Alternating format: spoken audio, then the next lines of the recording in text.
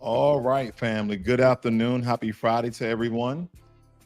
So, this is probably going to be longer than usual broadcast here. So, I know people are going to be jumping in and out as some people are at work. But I really wanted to have this broadcast and I could not wait to put this information out. Okay. I put up a tweet not too long ago, has been getting a lot of visibility of me stating that Kamala Harris allegedly 75% Hindu and 25% white Irish. And I've been getting a lot of attention. It's been reposted. I don't know what makes a tweet viral or not. I don't know the viewership. I don't know anything of the sort. But I wanted to show you guys, if you guys have not been aware of that tweet. Okay. So let me see if I can pop this up for you guys and we can get right into the broadcast. Okay. Because I've been responding to a lot of people on Twitter here. But most people have actually been on Code Family. Give me a second here. I basically said that was wrong, but information is fluid. And what people have to understand is it's okay to say that you're wrong. It's okay to say that you're wrong. So here's a tweet, family. I put I was wrong, family. Kamala Harris' dad has never identified as a Black Jamaican, but has ancestry of Hindu and white Irish, allegedly. So Kamala is 75% Indian and 25% white Irish. My apologies. Okay, allegedly. And if you can tell right here, this has gotten viewed 442,000 times. Okay, it has gotten viewed almost 500,000 times. But what I wanted to do here, we've done this before on this channel where we talked about FBA history and how our lineage actually started, dating almost back to the 1400s. But as far as on record, we're talking about a hard date or hard year rather of 1526. And that is very significant that we point those things out. Okay. We have Somali against Pan-Africanism. We said, where are her Black relatives in Jamaica? Very good question. Very good question. This is going to be a very full conversation, family. I'm going to be reading a lot of your comments. Again, I know a lot of you guys are going to be in and out of the chat, in and out of the broadcast, but I really do want to break this down. And for a lot of you who may not know FBA history, this may be intriguing, even as an FBA. Happy Friday to you as well, Devin Haley. Again, this is going to be a very telling broadcast as well as informative. So with that being said, let's jump right into it. American history of slavery began long before Jamestown. And I'm going to be reading, unfortunately, quite a bit, but bear with me here. I have to build. It says here, to ignore what had been happening with relative frequency in the broader Atlantic world over the preceding 100 years or so understates the real brutality of the ongoing slave trade, of which the 1619 group was undoubtedly a part, in minimizing the significant African presence in the Atlantic world to that point. People of African descent have been here longer than the English colonies. And what they're talking about is the Americas, is North America, is America as we know it, okay? It goes on to state, prior to 1619, hundreds of thousands of Africans, both free and enslaved, and this is coming from history.com, aided the establishment and the survival of colonies in the Americas and the New World. They also fought against European oppression and in some instances hindered the systematic spread of colonization. Now, a lot of people don't believe that Foundation of Black Americans was fighting against oppression, suppression, as well as slavery and Jim Crow, but we've always been fighting. The only fact of the matter here, family, is that we were outnumbered and they had greater advanced weaponry than we did at the time. And of course, we still have statues, which I really don't care. They put gauze on the Christopher Columbus statue. I don't care because, as it states here, history.com, Christopher Columbus likely transported the first Africans to the Americas in the late 1490s on his expeditions to the island of Hispaniola, now in Haiti and Dominican Republic. Their exact status, whether free or enslaved, remain disputed, but the timeline fits with that we know of the origins of the slave trade. European trade of enslaved Africans began in the 1400s. And this is most likely started by one of the Portuguese or Spanish popes that was in power at the time to designate Black Africans as the sole slaves of the European power structure. The first example, we have Africans being taken against their will and put on broad European ships would take the story back to 1441 when the Portuguese captured 12 Africans in the modern day Mauritius and North Africa and brought them to Portugal as enslaved people. It goes on to state in the region that will become the US, there were no enslaved Africans before the Spanish occupation of Florida in the early 16th century, according to these researchers and writers here. There were significant numbers who were brought in as early as 1526. And you're going to see that year being repeated out of all of the significant information and research that we're going to go over here this afternoon. Some of these enslaved Africans became part of a Spanish expedition to establish an outpost is what is now South Carolina. This was between South Carolina, North Carolina, Georgia, etc.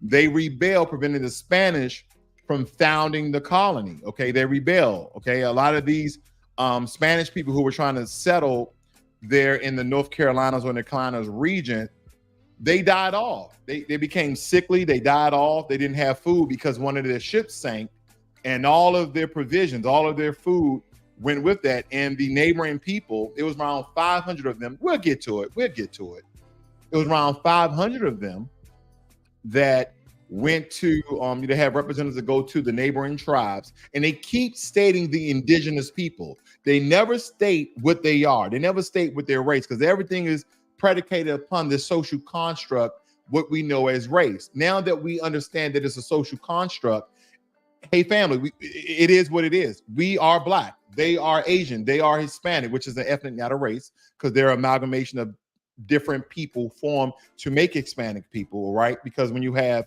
Mexicans, you understand that Mexicans are most likely the indigenous people, okay? The indigenous people of the North Americas mixed with people who are from Spain, okay? And most likely those Aztecians or those Tainos. And then when you look and do the research from that, you will always find what? Black African blood. Nonetheless, I digress. Let's move on. Before 1619, there was 1526. And look at all the different news medias that are on one accord, but people are still saying Project 1619, 1619, 1619.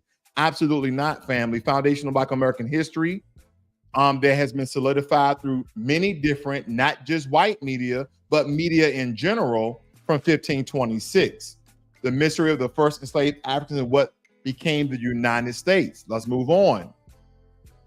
It states here, these 20 so-called Negroes that came in Jamestown were not the first enslaved Africans to set foot on the continental U.S. That happened 93 years earlier when Spanish explorers brought 100 slaves with them to a doomed settlement is what is now South Carolina or Georgia. As you can say, they're really in the Carolinas there.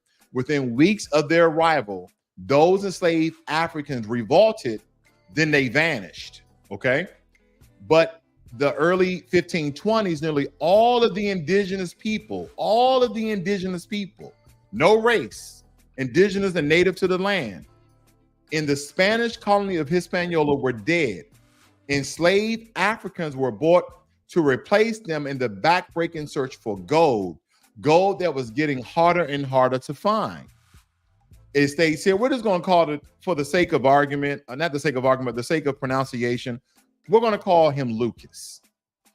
So Lucas, a government functionary in the colony, wanted to start a settlement of his own, and he got permission from the King and Queen of Spain to send scouts sailing up the east coast of what is now the U.S. to find a good spot. According to historians and anthropologists, that permission came with the specific instruction that they build friendly relationship with any indigenous people they encountered, where we know that didn't happen. There wasn't nothing friendly about the Spanish. It wasn't nothing friendly about the Dutch. It wasn't nothing friendly about the British. It was nothing friendly about the Portuguese. It was nothing friendly about Europeans coming over to the Americas, because they came over here for power and wealth, okay? It states here that the scouts returned with details of the coastline of what is now South Carolina and Georgia and sometimes else. 70 indigenous people they had abducted and enslaved. They're not saying Native Americans. or American Indians. Maybe it's just the Washington Post not trying to depict one thing or differentiate from one thing or another. Okay. For the sake of argument, we'll move on. Permission granted. So, these explorers or these first enslavers were essentially granted permission by the king and queen of Spain at the time. And it stated that Lucas and Francisco sailed for Hispaniola, where they gathered people and supplies for their settlement. A few months later, like in early June of 1526, again, solidifying 1526, they had 500 colonists, okay, 100 enslaved Africans, plus livestock, plants, and provisions packed onto 3 ships, okay? Let me say here, they arrived on August 9th and immediately ran into a big problem. When one of their ships sank, they managed to rescue all of the passengers, but most of the food was lost. As soon as they were on land, Francisco disappeared. Now, Francisco is one of the indigenous people that were taken, what they brought back to Spain and say, hey, there's different people here. We want to go and explore because a lot of this land looks like Spain.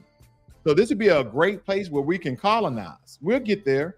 But this is basically what they're saying, family, okay? And I wanted to point out something here when we talk about ethnocide, ethnogenesis, ethnotransformation, all of these different terms that we use to explain a certain thing. Now, I'm going to zoom in on this picture for you guys to see that this is very imperative that we look at this when we're talking about the construct of race in regards to Kamala Harris. We're going to get there, family. The brass ankles are a tri-racial isolated group believed to be descended from runaway enslaved Africans, white indentured servants, and Native Americans. Let's look at these people very quick. Let me see if I can blow this up just enough. Look at these people in their face. Now, some of you would say they look Hispanic. Some of you would say they look Hispanic. Some of you would say they look Native American.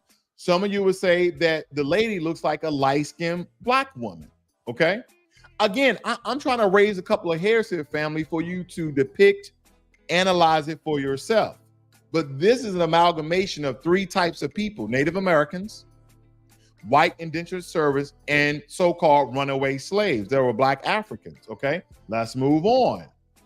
San Miguel de la Guadalupe slave rebellion of 1526. There we go again. And this is from the blackpast.org. So far, history.com, Washington Times or Post, one of those media outlets, are tripling and doubling down on the year 1526. Here we go. Again, I told you during this broadcast, there's going to be a lot of reading, but we're trying to build here, family. We're trying to get understanding. A lot of times people want things in short clips. Just can't do it. Just can't do it.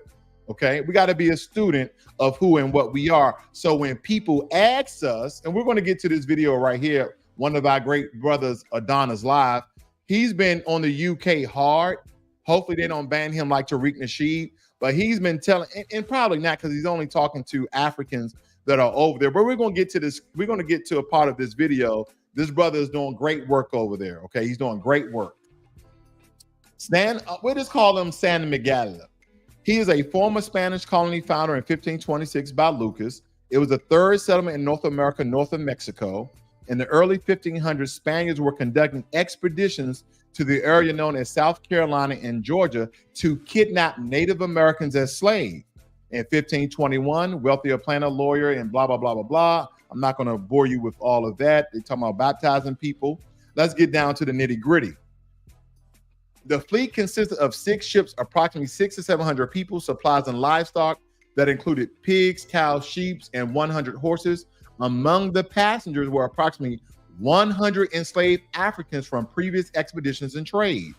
On August 9th of 1526, the fleet lost its flagship when it struck a sandbar and sank off the coast of South Carolina. The court interpreter and other Indians brought along as guides deserted the fleet and escaped into the woods. After building a replacement ship, Lucas and his fleet moved 200 miles south. Upon landing, immediately began building houses and a church. They always got to build a church. Colonization starts with your belief. Have you guys understand that? When before they started to colonize Africa on a large scale, they had missionaries to go to Africa first. And when the missionaries didn't convince the African people to move their belief in religion from worshiping African ancestral spirits, then they start to recruit Africans to bring them back to England to indoctrinate them and then bring them back to Africa. I know a lot of people don't like when we start talking about religion and the inception of it because it gets in your spirit and it moves you one way or another. So I know I'm gonna have people drop off. I'm okay with that. Let's get back on it. It states here, after building a replacement ship 200 miles south on September 29, 1526, the settlement was christened by San Miguel, a reference to the local Gao tribe. The settlers quickly suffered from dysentery, hunger, cold, and Indian attack. So they were getting killed, they were getting wiped away by all of these different external forces. On October 18th, Elian died, and leadership of the settlement was assumed by Captain Francisco Gomez, who wanted to stay at the settlement and wait for fresh supplies to arrive. Another faction led by Doncel and his lieutenant Pedro de Bazan wanted to leave the settlement and return home. Doncel and a group of supporters seized and arrested Gomez and others supporting him and locked them down in Doncel's home. When Doncel and Bazan set out to ambush other opponents, the enslaved Africans set fire to Doncel's home and freed Gomez and the other captives. That is because this group of people wanted to go back to Spain, while these other people who kind of barricaded themselves inside the home wanted to stay there and colonize. It states that this incident is regarded as the first slave rebellion in mainland North America. By July 1527, only 150 of the original settlers have survived and returned home to Hispaniola. Beyond 1619, slavery and the cultures of America. Okay, now let's get down here. Let me blow this up for you guys. Interestingly, the first Africans to set foot in the U.S. was likely a freedman. Juan Guerrero was born in what is now Angola and accompanied by Juan Ponce de Leon to Puerto Rico in 1508 and settled there. He also was part of Ponce de Leon expedition in Florida in 1513. The first African slave probably arrived in Puerto Rico in 1513, although slavery did not become a significant part of the labor economy of the island until the 18th century, because we were usually think of the beginning of slavery in the U.S. by looking at the British colonies. Puerto Rico is rarely considered, but is likely the first place in the current U.S. where African slaves were held, okay? It states here that Florida was the first successful settlement by the Spanish in what is now the U.S. Don Pedro Mendez. I'm gonna mess up some of these names, family, so excuse me on that. Claimed the area for a Spanish settlement in 1565.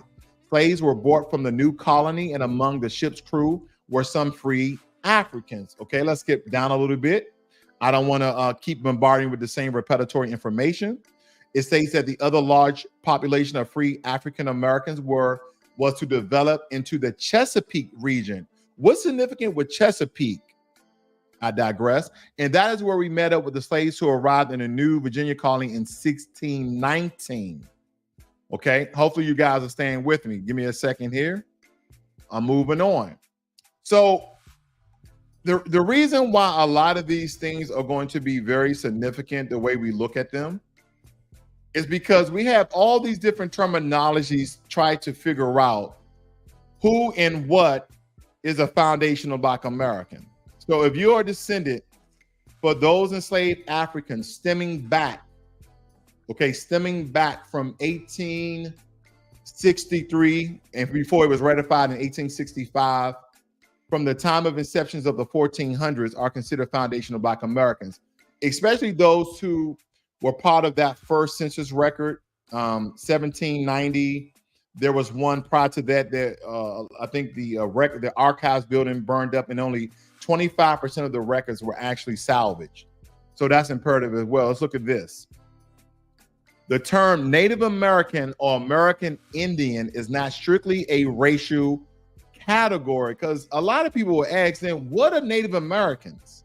So we understand we understand the amalgamation of how Mexican people derive. They are a mixture of different people, right? They're not just people from Spain. They're not Spaniards. They're not just Aztecian Indians. They're not just Tainos, okay? They're not just Africans. They are a mixture, because there's Black Mexicans, there's white Mexicans, there's brown Mexicans. There are all these types of Mexicans. That is why they are not a race. They are an ethnic. So what are Native Americans? Does anybody know? Does anybody know what race is a Native American? If you're just tuning in, we already laid the foundation that we understand that race is a social construct. So we don't have to keep bringing that up, do we not? But some people will. We just have to let the cat out the bag on that. But it states here, Native Americans are most closely related to East Asian people, and about 37% of their ancestry comes from ancient North Eurasia. Genetic analysis of ancient teeth and bones suggests that Native Americans are largely descended from a vantage group called the ancient Paleo-Siberians. Siberians. Okay. So what race is Siberians? What race, you with me, family? What race is Siberians? Okay. Again, you can see the source right down here, family. I'm not just getting it from Wikipedia. Yes, some ancient Siberians have ancestry that can be traced back to early migration out of Africa. Genetic analysis of the Yana DNA of Siberian boys found they are part of an unknown population called the ancient North Siberians, whose ancestry migrated out of Africa and eventually spread into Europe. The ancient North Siberians also interbred with people more closely related to East Asians, resulting in a mix of ancestries in the Yana boys.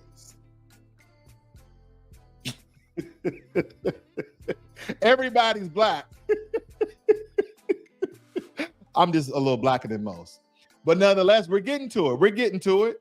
They're like, man, that don't really mean nothing. There's white people in Africa, but family, we're talking about hundreds of years ago. Let's do one further. Let's do this. According to the American Red Cross, 47% of Black Americans in the U.S. have O positive blood, making it the most common blood type for this group. Other common blood types, as you see depicted there. So when we look at all the different blood types, family, now I'm O positive as well. But what are the Siberian people? Oh, and this is coming from the ncbi.gov. There is relatively high prevalence of blood group O in Siberian inhabitants. Also, this blood group is very common in some areas of Switzerland. So we see the migration out of Africa into Siberia, into East Asia, into Europe. So what race was the Native Americans? Basically, what I'm getting at here, when you reference the blood, when you reference the migration and historical facts, the reason why they never state the race other than East Asian is because no one is fact-checking the fact-checkers and doing the historical research to basically state that there were Black people in North America. There were Black people in North America prior to even 1526. That's just the dates we have to base it upon because we have solidifying information, okay? So we can back this by blood. We can back this by history. We can back this by tracing the migration out of Africa, because essentially at the core and the root of it all, everybody's African, right? And we're getting the bill to the Kamala edition. Don't you worry, fam. We're going to get there. But there's a piece of this. This is fair use. Shout out goes to our brother Adonis Live. He's been doing great work over there in the UK to basically let all of these people around the world keep telling Black Americans, foundational Black Americans, U.S. freedmen, that we don't have a culture. We don't know our history. We don't know our lineage. We're probably one of the only Black African people. Okay, when I say Black African, I don't mean that. I mean, hundreds of years ago, our ancestors we know came from Africa. But as Black Americans, we have one of the most recorded histories when it comes to the different Black groups or Black people around the world. I want you guys to listen in on this. Fair use, fair use. You know what I mean? Wow, you disrespect the Nigerians, calling them arrogant. That's crazy. Nigerians, but yeah, they be like that sometimes. I'm having a dialogue with you. I'm having a dialogue with you. My brothers, like, it's not a division thing, bro. He's not trying to listen at all. He's just going on rampages.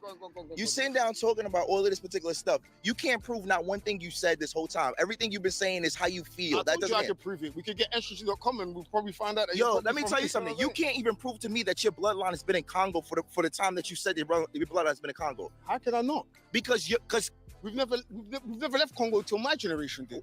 How do you can't now? You can't. All my family's still there now. Congo did not have the census until 1980. You have only one documentation, and this is history. You can actually Google this stuff.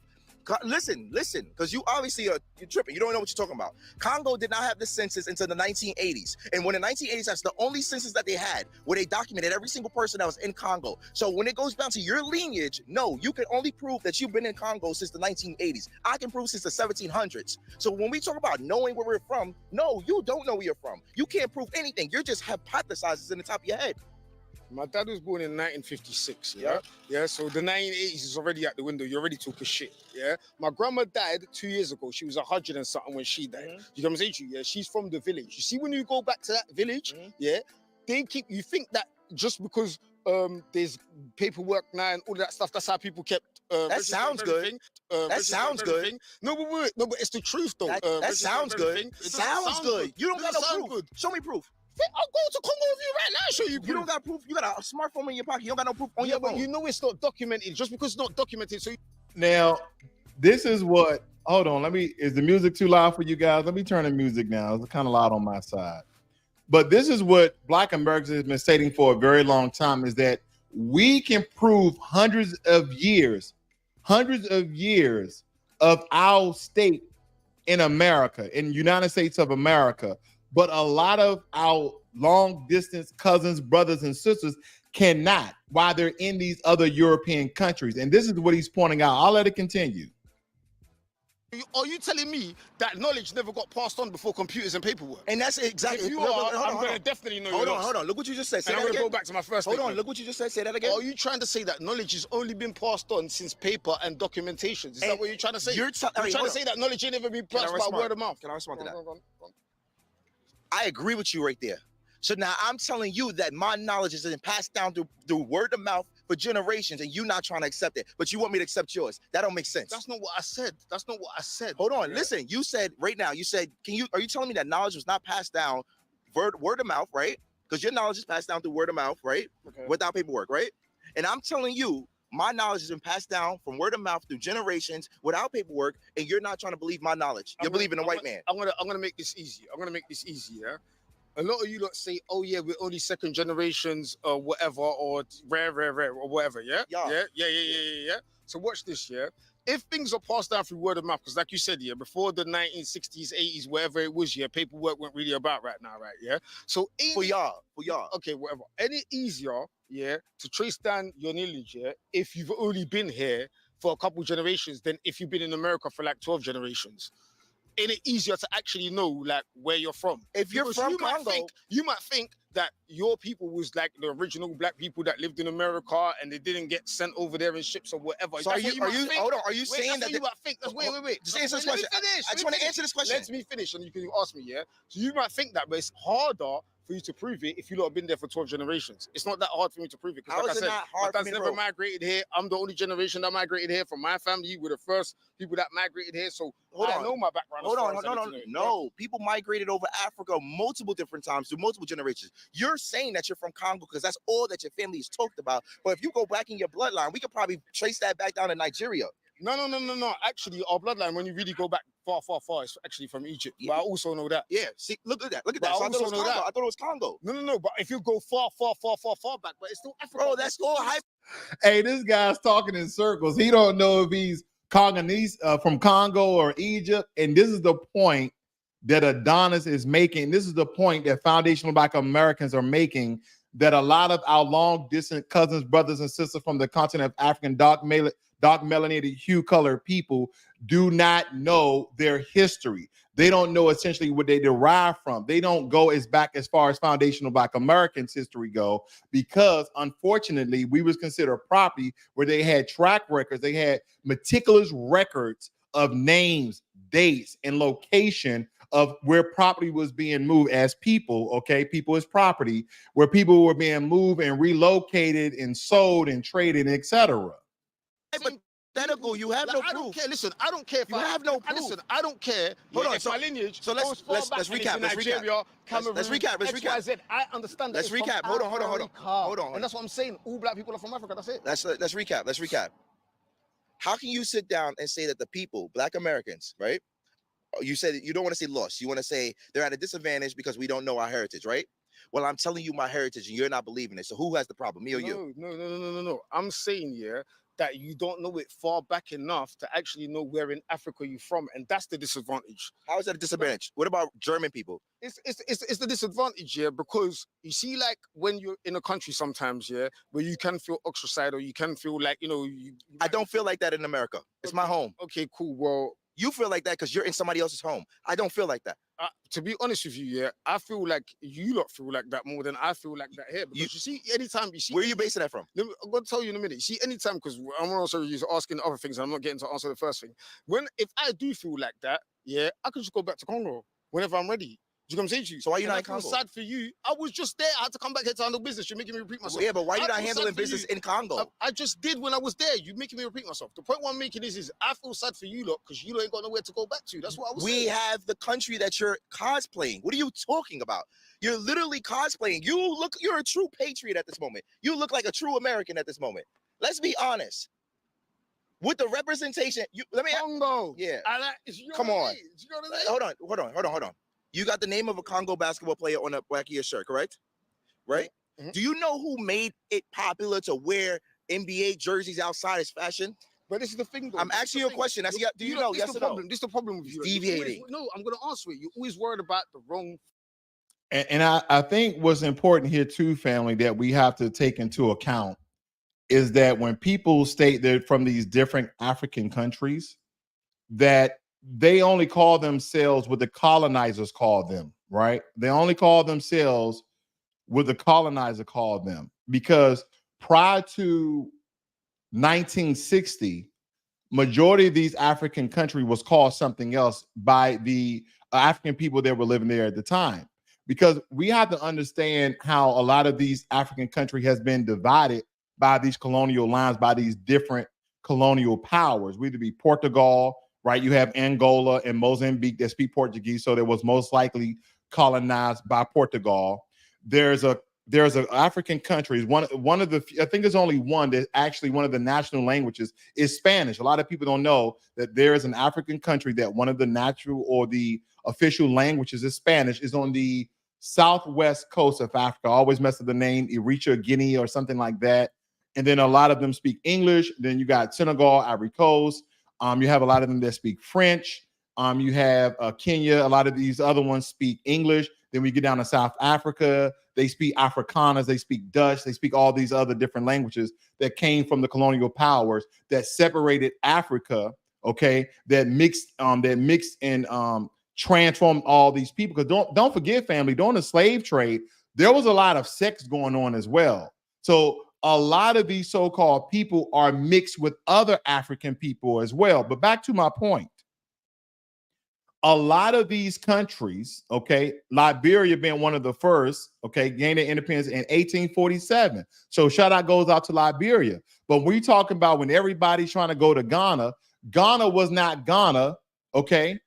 Ghana was not Ghana, and they wasn't independent of British rule from 1957. What was Ghana prior to colonial powers dividing the lines between Ghana and Mali and Nigeria, etc.? Because Nigeria gained their independence from the British 1960, Mali 1960, Sierra Leone 1961, Benin 1960, Madagascar 1960 from France. So when you go and you do your research, what you'll soon find out that a lot of these African countries not only have been named after or named by a white European male or female, that a lot of these people do not know the original name of the country or the region or the area, because they made ensure that they burned the books, they destroyed history artifacts, so they couldn't trace themselves back. But when it came to a portion, because not all foundational Black Americans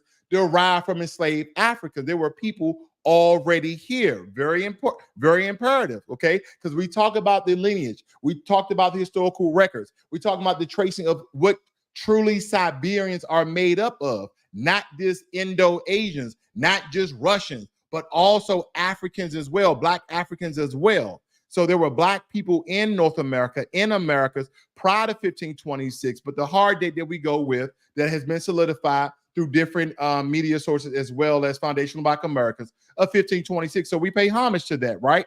But when we look at this family, a lot of these countries, a lot of these people, unfortunately, do not know their own history and heritage, okay?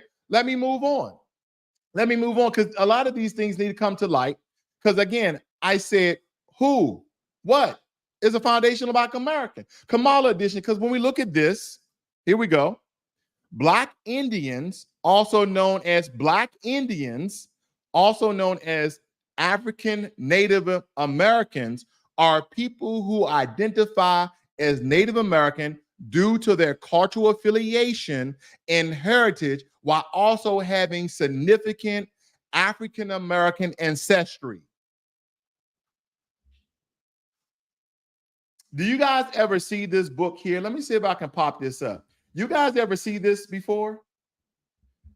You guys ever read this before? A Hidden Heritage, Indian Black? Let me take it a step further. Let me confuse you guys a step further. Now we're moving into Afro-Indian. Okay, now we're moving into Afro-Indian, because that is a history within itself. Okay, I'm gonna go back here for 1 second. Let me show you this. Someone say, man, this is a little Black girl. No, she's city. She's actually Indian. Yeah. She's actually Indian. African Indians, Afro-Indians. Look at these people. I don't want to play that video. Give me 1 second. Let me see if I can pop up another picture for you guys. Give me 1 second, family. Thought I had this prepped just the right way. I know that's not a clear picture. Let me see if I can get a clear picture here. Let me see if I can get a clear. Oh, no, we can't deal with. We can take the picture, though. These are the city people.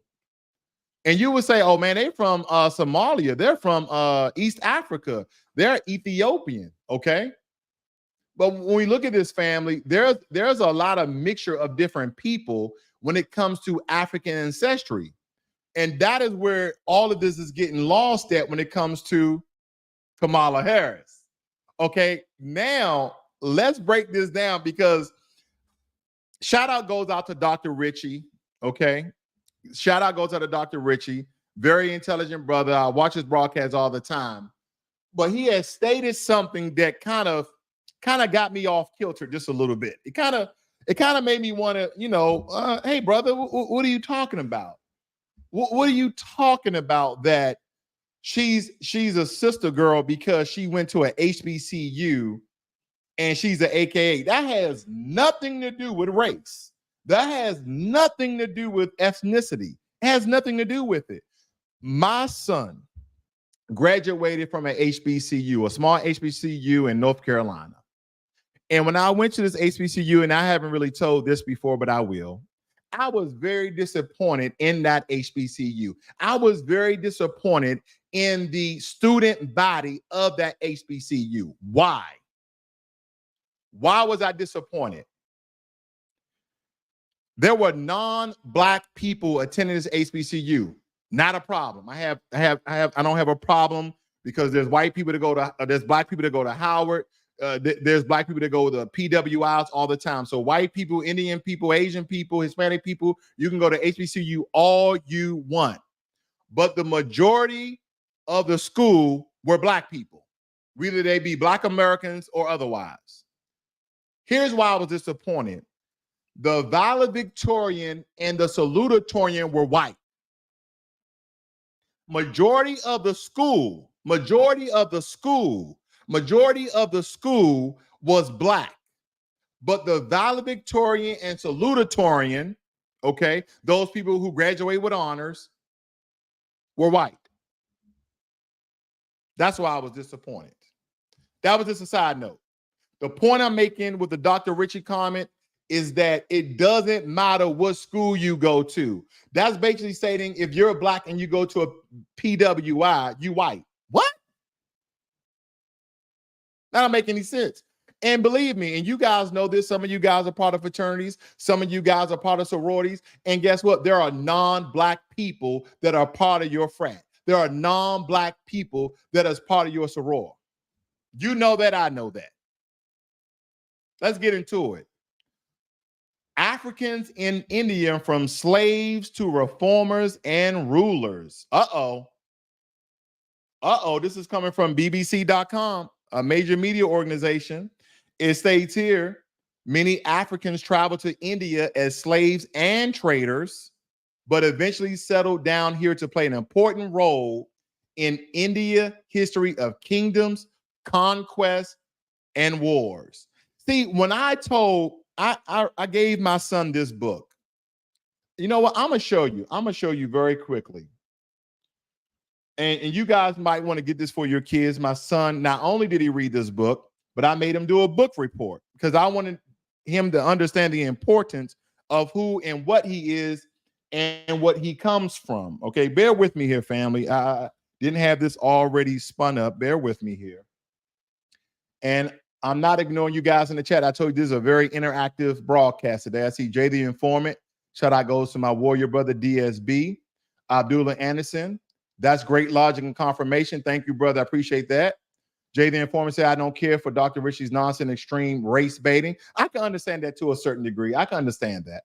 But the brother is very intelligent. I respect his intellect and scholarship. So there's the respect to go there. Let me see if I can find. I'm on my Amazon orders, okay? I can't let you see all of that. But I do want to point out this book because I do not recall the name. I believe is that Africans Invented Everything. And when you read this book, 90% of the inventions came from foundational Black Americans. Bear with me here, family. I'm scrolling. Maybe I need to stop buying from Amazon. There are a lot of things on here. Let me just search for it. Family. Give me 1 second. Where we at? 1 second here. Bear with me.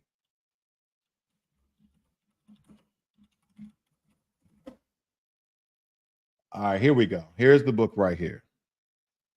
Here's the book. Black People Invented Everything, The Deep History of Indigenous Creative. Okay, very good book. I advise you as well as your children to read this book. It was a very good book. It breaks everything down so you can understand truly what Black Americans have contributed to the world. Now, let's go back to this story very quickly, okay? Let me close some of these very Give me a second. Give me 1 second. All right, here we go. It says some of them, like Malak Abbar, and I'm gonna mess up some of these names, went on to become important rulers and military strategists. Ambar was known for taking on the powerful Mongol rulers of North India. Okay, it states here, it is very important for Indians. It's very important for Indians to know that Africans were an integral part of several Indian governments. That's what sultanates mean, governments, okay, empires. And some of them even started their own dynasties. Early evidence suggests that Africans came to India as early as the 4th century, but they really flourished as traders, artists, rulers, architects, and reformers. You see what it's getting at, family? You see what this is getting at when it comes to dark melanated hue people out of Africa? Whether it be 1,000 years, okay? They're not one, our long distance cousins, brothers, and sisters. came to the Americas prior to slavery, prior to colonization. And not only that, that we explored other countries prior to the Europeans. Okay. That's what a lot of this is stating. And they're just basically saying this in plain English. But other parts that we have to understand is that we came to India as artists, as architects. So who were doing the building? Who was doing the designing? And they said, and we were reformers. What were we reforming? What were we reforming? The people? What were we reforming? The country? What were we reforming? The food? What were we reforming? The culture? Because why is it this? Why does any people who has dark melanated skin can dance? Now, I don't know if you ever saw people from India, Indians, okay, not Native Americans, Indians, dance. They can dance. They dance off their own music, but they can dance. There's a little black blood in there. There's a little black blood in there. I digress. Here we go. Now, what they're showing here is, it said, this was the warriors. There were black Africans. That were part of the security guards in the Sultan's army in India. Okay, the 17th century cloth painting depicts a procession of Dalkin Sultan Abdullah African guards. Okay, and you see they had the Indians with the mustaches here, with the head wraps, wearing this, and they see, they separated the dark Africans here, supposedly doing some sort of dance or whatever. Okay. It says, apart from the sultans in southern India, Africans also rose to prominence on the western coast of India. Some of them brought their traditional music and their religion as well. Okay, they're showing the religious buildings here. Let me move on. Okay, I'm not going to get into all the pictures here, but I want you guys to see this. This is in India. Now, I know the picture. Too fast. Give me 1 second. Too fast. I zoomed in so you guys can see now the people up here, they are Indian. I don't know if you can see his face. You guys can zoom in. It's kind of blurry. This is a very old picture. Now you can tell they're kind of middle tone skin, and looking at their phenotype, the construction of heads and faces, they're Indian. But when you come down here, look at the guards. This guy's African. This guy's African. And some of the other folks look Indian. Okay, this is proof in the pudding, family. And believe it or not, the most celebrated or the most powerful Ethiopian leaders in Indian was Malik Ambar. Okay, it says that that he ruled a certain district in Western India. The painting shows Sadi. Okay, the African ruled state of Sanchin was established in 1791 in Gujarat. It had its own cavalry and a state band that included Africans, its own coat of arms, currency, and stamped paper. In 1948, when the princely states were incorporated into independent India and ceased to exist, Sanchin had a population of 26,000, 85% Hindu, and 13% Muslim. The main African figures of the past have not been forgotten, but their ethnicity has been erased. Okay, the people who have heard of Malik Ambar, for example, generally do not know he was Ethiopian. Does it mean that these men's origin was so irrelevant it was useless to mention it? Or is this historical erasure the product of the conscious now of the African contribution? Blacklogic, you did a whole broadcast, and what was the point of the Kamala edition? If Kamala Harris wants to cosplay as being black, allegedly, it doesn't matter.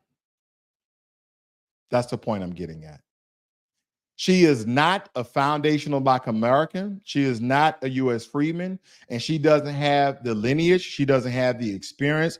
She doesn't have the experience of being one. Neither did Barack Obama, but we voted for him. Well, we can truly state that Barack Obama is blacker than Kamala Harris. And some people are like, none of this matter. None of this race matter, but it does. See, some of you people who may not be contributed to race in saying that we are American, okay, good. But unfortunately, there is a large population of foundational Black Americans. There's a large population of Black Americans, okay?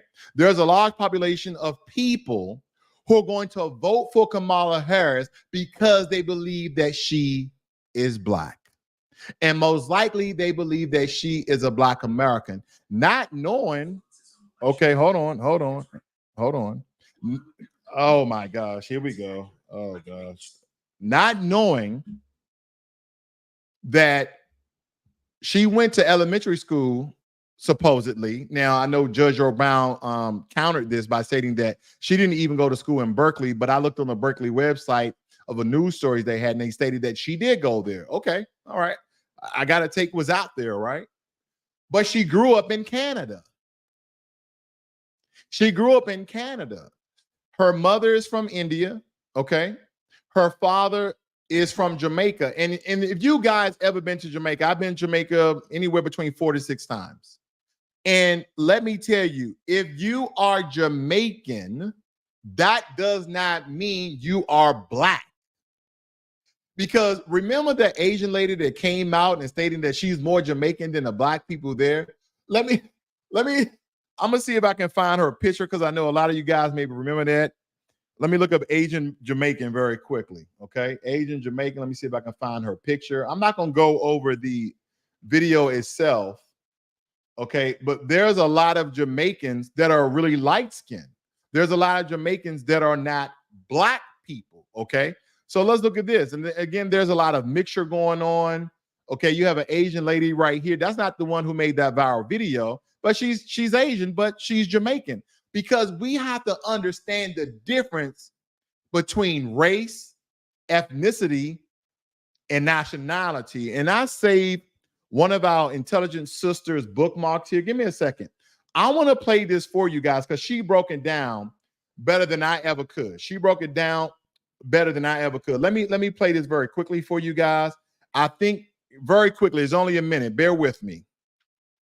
Let me see how I can blow this up. Between race, ethnicity, and nationality. Let's get smarter in seconds. Race is a system that categorizes people based on human differences, like skin color, hair texture, facial features, etc., and ranks those differences based on social and political hierarchies that were created over the past 600 years for the purpose of racism. And scientists have conclusively proven that race does not have a biological basis. That's what people mean when they say that race is a construct. Ethnicity refers to shared cultural background, including traditions, language, history, society, religion, or ancestry. Unlike race, ethnicity is not based on perception, and it was not created for the purpose of ethnic discrimination like race was invented to do racism. Nationality identifies a person based on their connection to a given nation, state, or country. And usually, nationality has to do with where you're born or where you're a citizen. Because of racism and ethnic discrimination, somebody with a given nationality may be rejected as a member of that group, even if they were born there or have citizenship. Now, let's put it all together. I'm mixed race and racialized as Black. My ethnicity is based on my cultural and ancestral heritage, which includes Louisiana Creole and African American. And since I was born in Los Angeles, California, my nationality is American.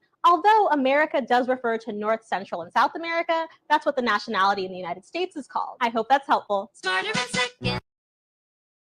Bravo. That sister broke that down in 1 minute. I probably would took all day to make a point, but she broke that down very, very intelligently. And that's what we have to understand. So at the end of the day, family, if we trace a lot of so-called Black African blood, a lot of people have Black African blood. So for the sake of argument, and again, I told you early on in the broadcast that information is fluid. So there's going to be many people, always understand this. There's going to be many people who contradict themselves because information is transformative. Information is fluid. Information will change over time, just like words, just like language. It's a living thing that continues to transform. Now, I wanted to point something out because someone made a tweet. Okay, someone made a tweet to me and responding, and let me see if I can find that very quickly. Bear with me here. I want to really point out that tweet. Oh man, give me 1 second. I shouldn't tweet so much because then I can't reference it as quickly. Okay. see here. Let me see here. And Donald Trump, by the way, I'm not a Trump supporter. I'm not a Democrat, Republican, liberal, conservative. I'm just a black man that's on empowerment. I'm on some black empowerment shit. Okay, listen to this. Donald Trump, petty as hell. Donald Trump, Mr. Petty himself, said, "Thank you, Kamala, for the nice picture you sent from many years ago. Your warm friendship and love of your Indian heritage, and very much appreciated." Boy, that's one petty ass dude right there, Donald Trump, man. Oh, Lord. Lord. Let me see if I can find this, family. These things get so lost when you try to find it on here. Give me 1 second. I really want to find this because someone basically pointed out that Black Americans are cosplaying for white people. Okay, that we are masquerading as white people, and I'm really trying to find this tweet. If you can just bear with me a second. I see I got my good brother in here, Vern, in the room. Shout out goes out to Vern. My good brother Vern. But basically, they were stating that we're waving the American flag, that we're cosplaying as Black American, as if, okay, let me point this out to you guys. And I know a lot of you foundational Black Americans know this. He talking about that we are cosplaying as white Americans, okay? I'm trying to get there, family. Give me 1 second.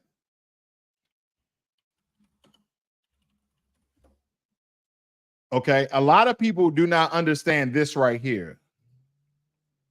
A Black American is the one who created the American flag. Grace Wisher, a young African-American indentured servant, okay, is believed to have helped in the creation of the Star-Spangled Banner when Wisher entered her 6-year contract back in 1810 to learn the art and mastery of housework, playing sewing, okay?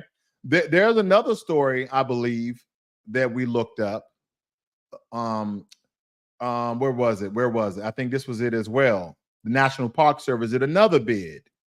Grace Wisher was a free African-American woman who was indentured as a child. And as an African-American living in the 19th century, Grace's story remains mostly unknown, but her role making the flag was just as critical as those who are better represented by historical record, okay? And to the point, to the famous Star-Spangled Banner seamstress.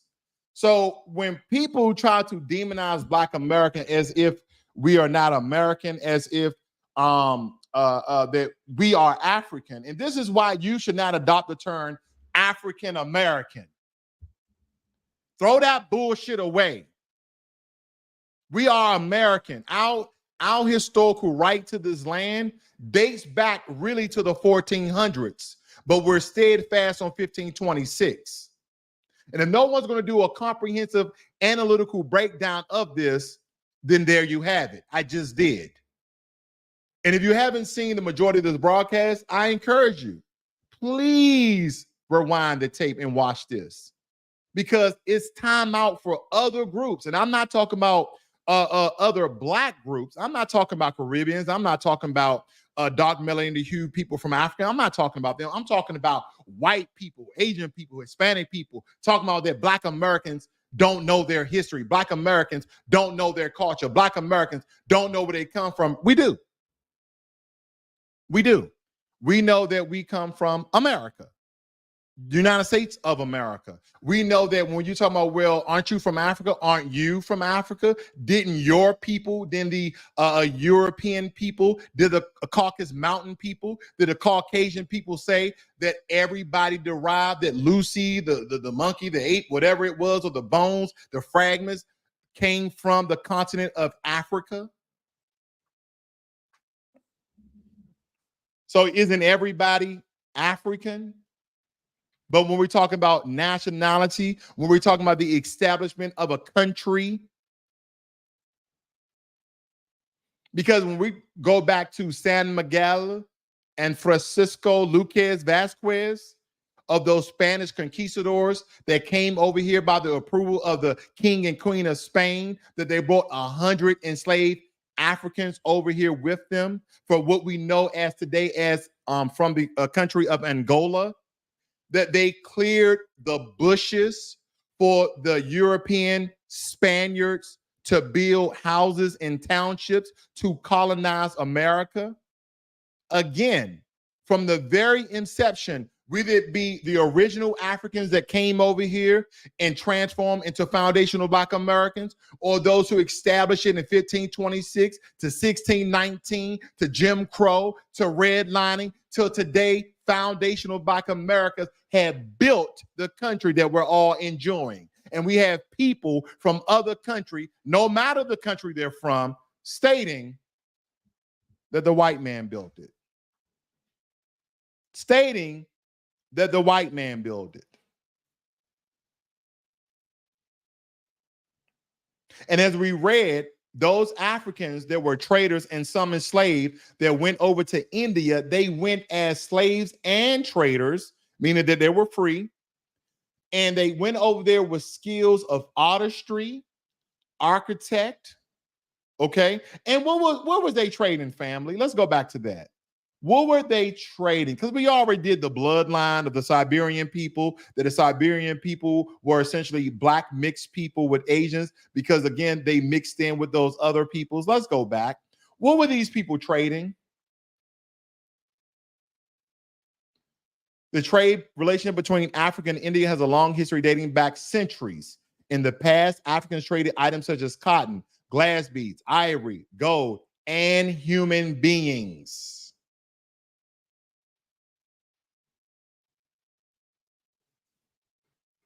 And here are the sources, family. This is not Wikipedia. These are actual sources that's supposed to solidify and verify the information. But we know, and again, all this information that I'm breaking down for you guys here today is subjective and objective, however you want to look at it.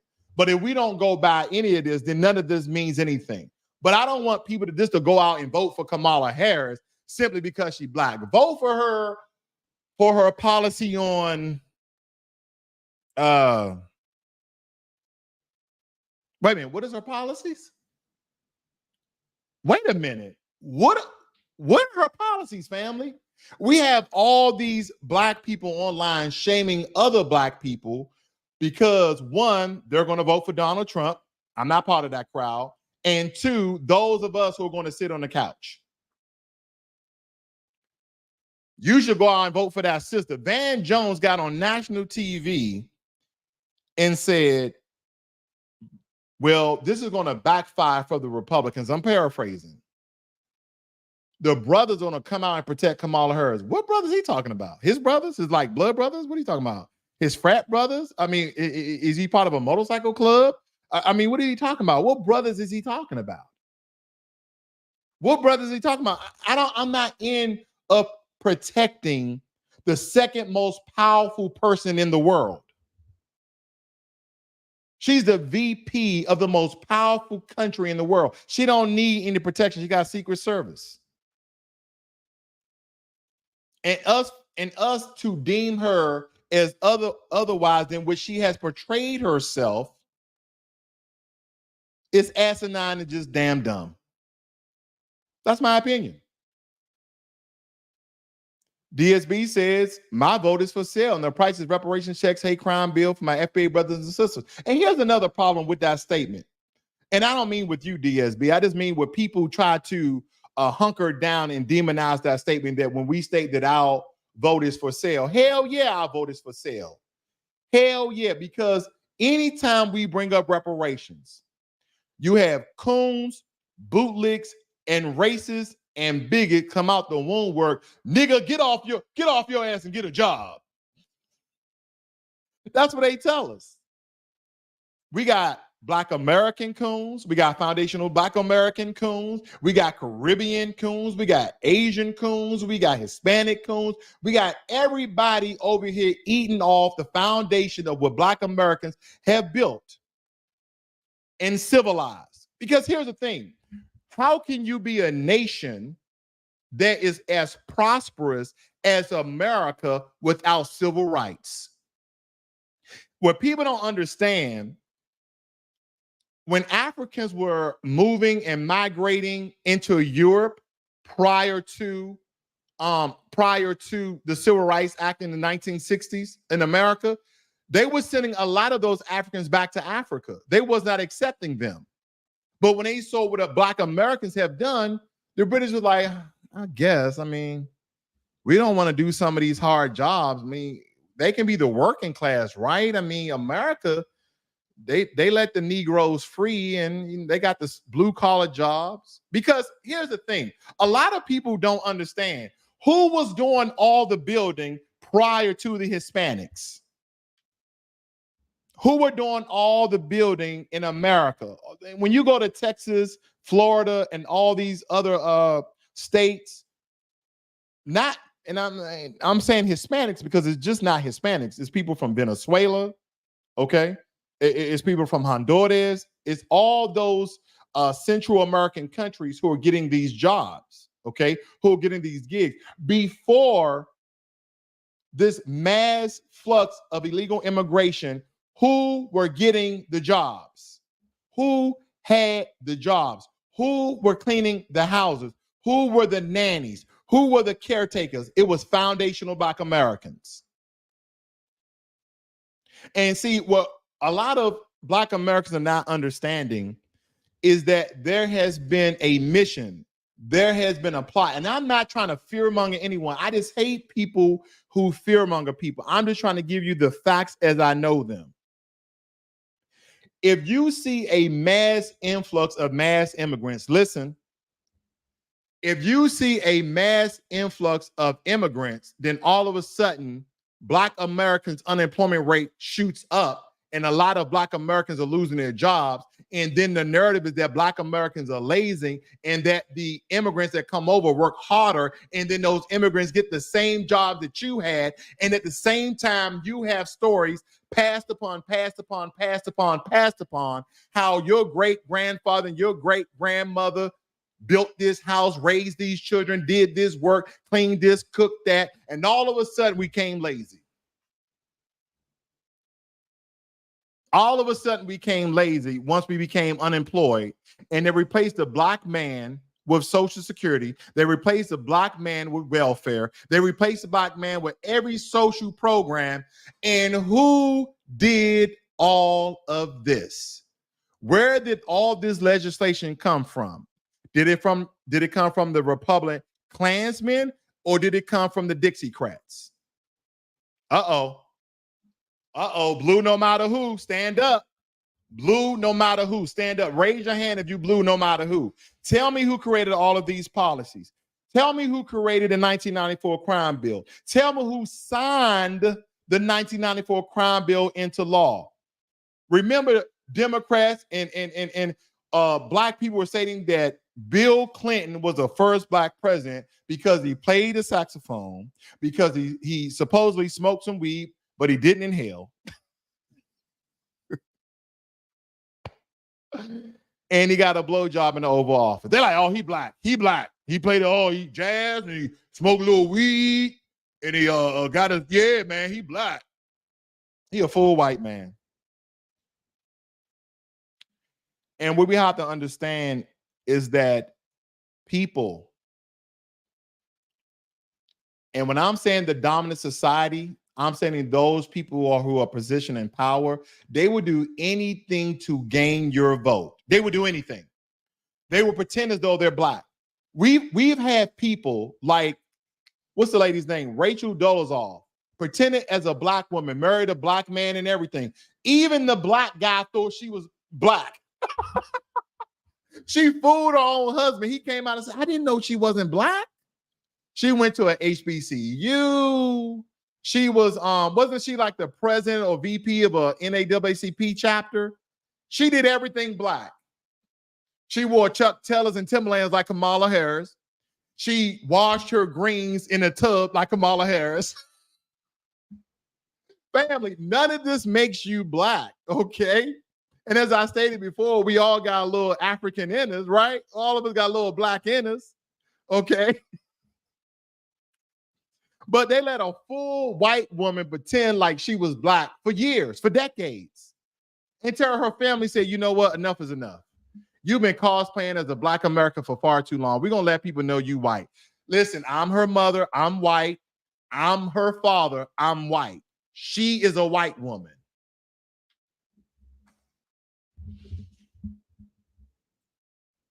Where you at, family? Where them blue no matter hues at? Okay. Where some of those Republican Klansmen at? Because here's the thing, family. Vote for who you want to vote for. I'm not telling you guys not to vote. Vote in your best interests. But I'm stating for those who believe that Kamala Harris is a sister girl because she went to a HBCU and she joined the AKAs, sit the hell down and do your research. Or you can just look at this broadcast. Let me see what you guys are saying. DSB states that fact and truth, you're speaking, my warrior brother. I appreciate that. Again says Blacklogic and the FBA. Appreciate that as well. Exactly. Who washes greens in a bathtub? Now, family, I want you guys to think about this as well. I want you to picture your grandmother telling you to wash your greens in a bathtub. You think that will ever happen? Because Black people are some of the cleanest people. Black people are some of the most hygienic people that I know when we have the resources. I'm not talking about our unfortunate brothers and sisters that are homeless, okay, and that are not on drugs. But for the most part, Black Americans, we're some of the most cleanest, hygienic people on earth. We will go outside for 2 hours and sweat our butt off. What you gonna go and do when you go in the house? You're gonna take a shower. Last night, my wife went out to the store, and when she came back in, I was jumping out the shower. I already took a shower that morning coming from the gym. She said, babe, you took a shower? I said, yeah, babe. My feet were sweaty. My feet sweaty because she got us spraying this magnesium on there to raise our magnesium level. And I had to take a shower. Man, you walk around all day, your feet sweaty, you feel nasty. You're leaving footprint because we wear socks or either slippers, but I'm sliding around in my slippers inside the house. I'm like, my feet sweaty. I'm leaving footprints on the floor. Ugh. You need to take a shower. That's who we are, family. So stop having these people to tell you who and what you are, where you should do your research if you don't know, if you didn't have a grandmother or grandfather or a mother or father who were astute in the historical knowledge and present day, because some of us didn't have that. I grew up without a father. I grew up without a mother. I grew up in a group home. So I had to do the research. That's why I know what I know today, because I was like, who the hell am I? Who am I? What am I? And if you have those questions of who and what you are because you didn't have those significant people in your life, then goddamn it, you need to do some research. You need to do some research, family. Because when we talk about Kamala Harris, I mean, when I take a look at this, there